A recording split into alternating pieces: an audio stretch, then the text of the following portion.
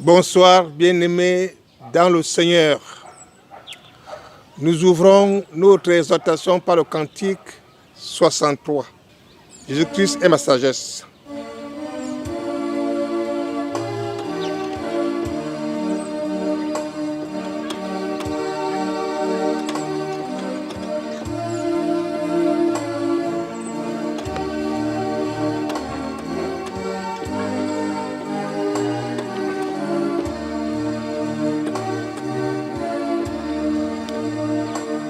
Jésus-Christ est ma sagesse, il éclaire mon chemin, et je marche en ma faiblesse, conduit par sa sûrement, il éclaire mon chemin. Il éclaire mon chemin et je marche en ma faiblesse, conduit par sa sûrement.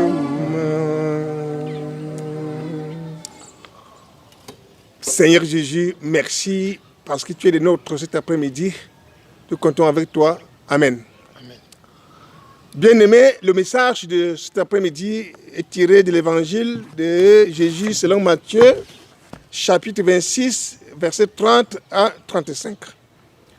Matthieu 26, versets 30 à 35, suivant la lecture. Après avoir chanté les cantiques, ils se rendirent à la montagne des Oliviers.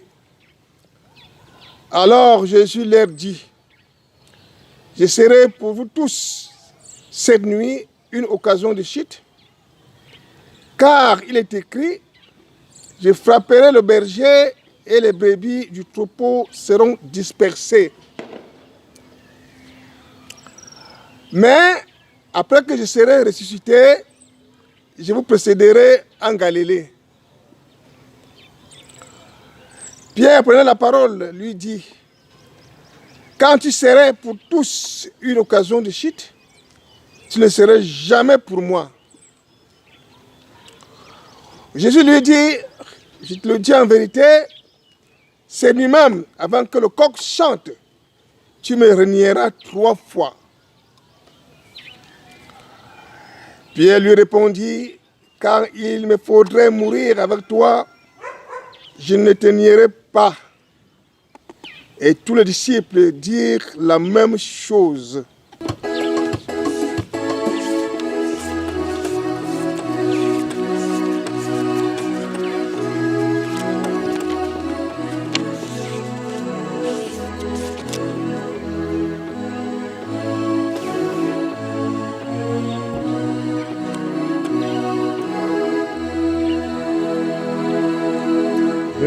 Nos os sont ouverts.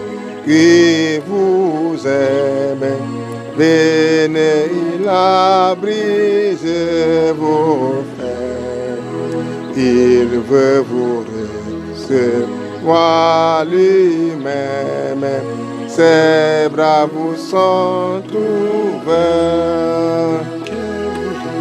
Oh, quel beau jour, sauveur fidèle, quand nous appuyons sur ton bras vers la demeure paternelle. Nous porterons nos pas. Merci Jésus, parce que tu es parmi nous. Amen. Bien-aimés, nous venons de suivre la lecture de ces messages. Le thème du jour est le suivant. Jésus annonce sa séparation d'avec ses disciples. Jésus annonce sa séparation d'avec ses disciples. Marc 14, verset 27. Bien-aimés, des grandes leçons à tirer de cet épisode. Comme nous le savons tous, bien-aimés, Nous sommes dans le sillage de la fête de Pâques. Sur ce, l'actualité nous conduit à l'histoire de la passion du Christ. J'entends par passion des souffrances du Christ. Après avoir pris la scène, le petit groupe chante des cantiques, probablement tirés des psaumes 113 à 118, puis il quitte Jérusalem, franchit le torrent du Cédron et gravit la pente ouest de la montagne des Oliviers pour arriver dans le jardin de Gethsémane. Tout au long de son ministère terrestre, le Seigneur Jésus a régulièrement averti ses disciples de ce qui les attendait. Maintenant, il les déclare qu'ils l'abandonneront. Bien-aimés, c'est une histoire très très passionnante, émotionnante, pathétique. C'est une histoire riche en révélations, riche même en conseils, même en exhortations. Viens donc suivre avec attention le film de cet épisode. Versets 30 à 31, je lis. Après avoir chanté les cantiques, ils se rendirent à la montagne des Oliviers. Alors Jésus leur dit, je serai pour vous tous cette nuit une occasion de chute, car il est écrit, je frapperai le berger et les brebis du troupeau seront dispersées. Une occasion de chute. Verset 31. Ici, Jésus parlait d'une chute qui n'avait pas la gravité d'une apostasie complète et finale. Parce que le mot chute fait peur. Nous savons tout ce qu'on entend par apostasie, l'abandon public et volontaire de la foi. Et ça entraîne directement au blasphème. Je parle bien que, ici Jésus parlait d'une chute qui n'avait pas la gravité d'une apostasie complète et finale. Parce que cet événement avait été annoncé d'avance. Il n'était pas question de châtier les apôtres. Il n'était pas question de les abandonner. Il n'était pas question de les chasser, si vous voulez. Parce que cet événement avait été prévu par Dieu dès la fondation du monde. Zacharie 13, verset 7, nous dit très bien. Il dit, au verset 31, « Car il est écrit, je frapperai le berger et les brebis du troupeau seront dispersées. » Car cela aura lieu parce qu'il est écrit, selon le prophète Zacharie, je frapperai le berger et les brebis du troupeau seront dispersées. Je frapperai le berger et les brebis du troupeau seront dispersées. Il s'agit ici, bien aimé, du bon berger, dont la mort avait été annoncée par Dieu dès la fondation du monde. Ce bon berger, c'est Jésus-Christ. Il est donc question que Christ soit frappé pour que les disciples soient dispersés. C'est ce que Dieu avait prédit. Et même Christ l'a reconnu, l'a annoncé dans Jean 16, versets 31 à 32. Nous lisons. Jésus leur répondit, vous croyez maintenant. Voici l'heure vient et elle est déjà venue où vous serez dispersés, chacun de son côté, et où vous me laisserez seul. Mais je ne suis pas seul, car le Père est avec moi. Jésus a repris cette prophétie, il a confirmé. Jusque-là, les disciples ne comprenaient pas encore ce que Christ disait. Mais, bien aimé, Dieu est Dieu. Comme je l'ai dit tantôt, que ce n'était pas une apostasie complète est totale, il faut le reconnaître que Christ avait prié à l'avance pour ses disciples. Pour que vraiment ce ne soit pas l'apostasie complète et finale. Il avait prié. C'était dur. Parce que Satan était aux aguets. Nous lirons Luc 22, versets 31 à 32. Pour confirmer cela, Luc 22, 31 à 32, il est écrit, le Seigneur dit, Simon, Simon, Satan vous a réclamé pour vous cribler comme le froment. Mais j'ai prié pour toi afin que ta foi ne défaille point. Et toi, quand tu seras converti, affermis tes frères. Jésus avait prié. Jésus avait prévenu. Ce moment, il a compris que, bien que l'apostasie ne soit pas complète et finale, mais elle constitue un obstacle pour ses disciples. Verset 32. Nous revenons à nos moutons. Verset 32. Mais après que je serai ressuscité, je vous précéderai en Galilée. Mais il ne les laisse pas sans espérance. Jésus ne laisse pas ses disciples sans espérance. Il est sûr et certain que cela aura lieu. Il est très sûr que la prophétie sera accomplie. Mais il leur rassure l'espérance. Il leur dit, car ils auront honte d'avoir été ses amis. Mais lui ne les abandonnera, ne les abandonnera pas. Donc c'est pour lui dire qu'il y a l'espérance. Après ce qui précède, alors vous allez me retrouver en Galilée. Je ne vais pas vous abandonner. Vous n'aurez pas honte pour m'avoir suivi. Voilà, bien-aimé. Il dit donc que, mais il ne laisse pas sans espérance, car ils auront honte d'avoir été ses amis. Mais lui ne les abandonnera pas lorsqu'il sera ressuscité des morts. Il les retrouvera en Galilée. Quel ami extraordinaire sans faille.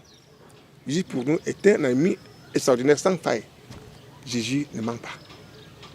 Donc vous comprenez donc que ce n'était pas facile. Ce n'était pas facile, bien aimé.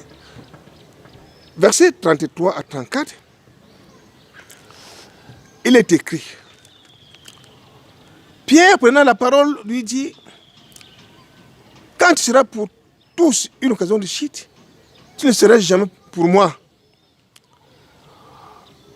Mais Jésus lui dit, je te le dis en vérité, cette nuit même, avant que le coq chante, tu me régneras 3 fois. Bien aimé, qu'est-ce qu'on peut dire de ces apôtres? Ils étaient incrédules. Ils n'étaient pas incrédules. Ici, nous relevons d'abord l'enthousiasme. Parce que Pierre aimait Jésus-Christ dans la chair. C'est-à-dire l'enthousiasme du disciple. En réalité, ils ne comprenaient même pas l'impact même de la mission de Christ sur cette terre. L'impact de sa mort. Pour une raison très très évidente. Jean 12, verset 16, nous donne la réponse à cette réaction que nous estimons aujourd'hui de blasphème, d'orgueil. Jean 12, verset 16, il est écrit, ses disciples ne comprirent pas d'abord ces choses. Mais lorsque Jésus eut été glorifié, ils se souvinrent qu'elles étaient écrites de lui et qu'ils avaient accompli à son égard. Ces choses, c'est quoi? Les prophéties qui avaient été annoncées concernant Christ. Les disciples ne pouvaient pas les comprendre. C'est pourquoi Pierre et autres avaient agi dans la chair. Ils n'ont pas compris. J'ai parlé l'autre jour de la révélation.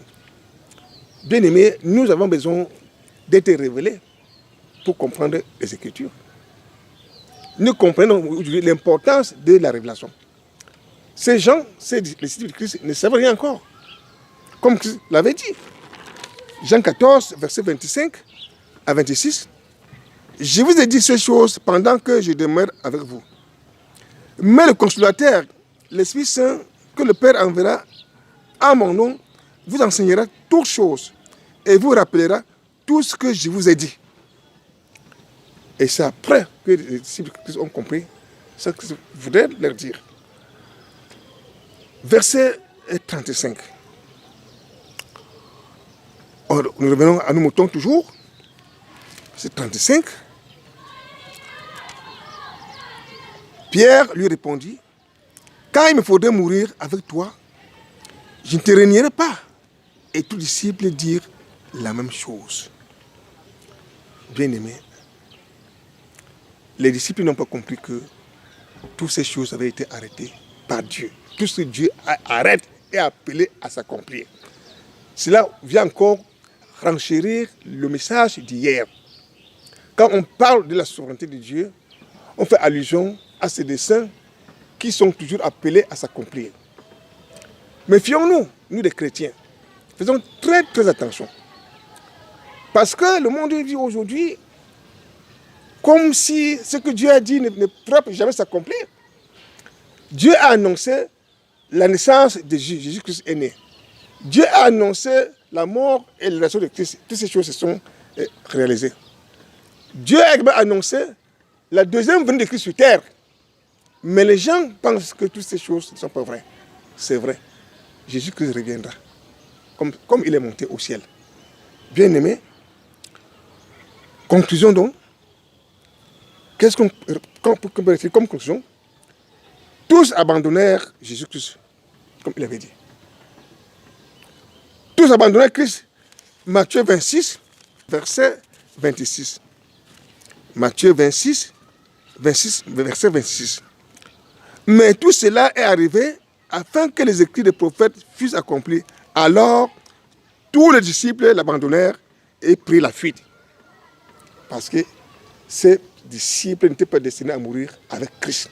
Ils étaient destinés à mourir seuls. C'est pourquoi Dieu a dit que je frapperai le berger et les brebis disperseront. Donc, prendons fuite. Parce qu'ils n'étaient pas destinés à mourir avec leur maître. C'était le plan de Dieu, bien-aimé dans le Seigneur. Voilà des leçons.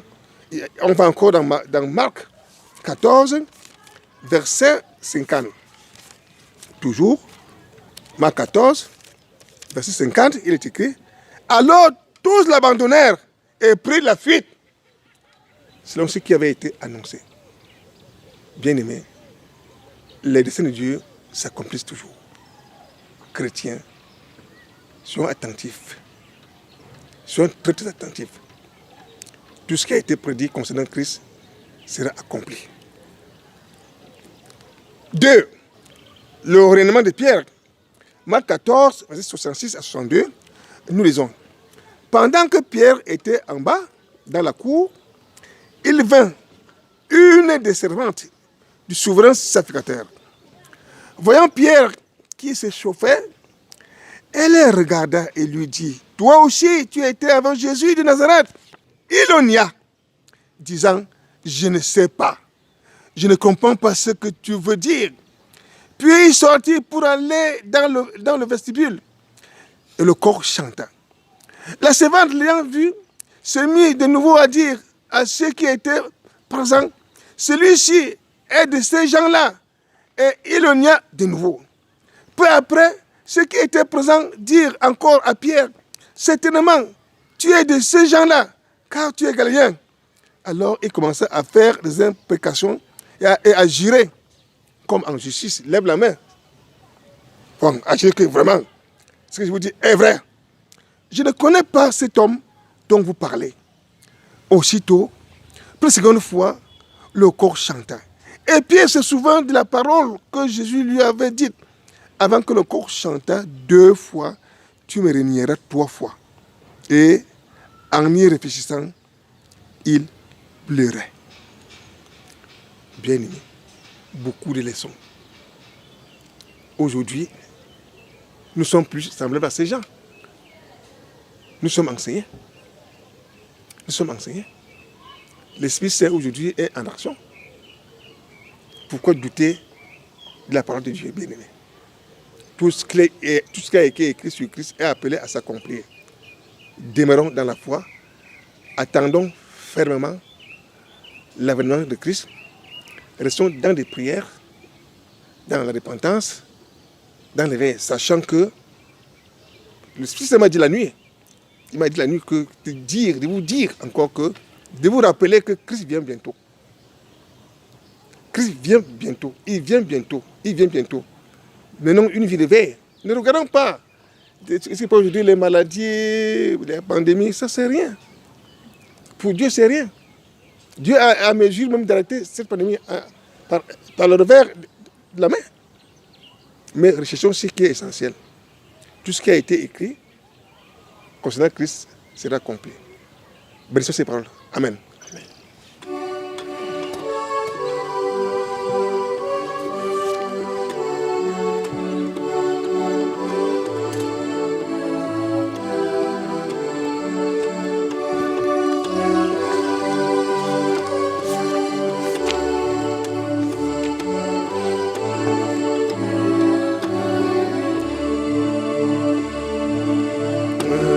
Mon Dieu, je m'abandonne au fait de moi ce que tu veux de l'argile que je te donne, fais un diamant précieux.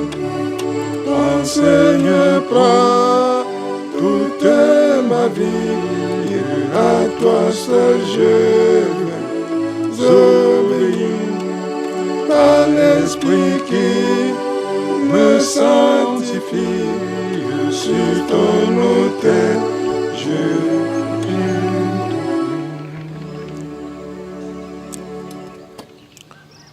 Seigneur Jésus, en vérité, Papa, nous sommes des aveugles.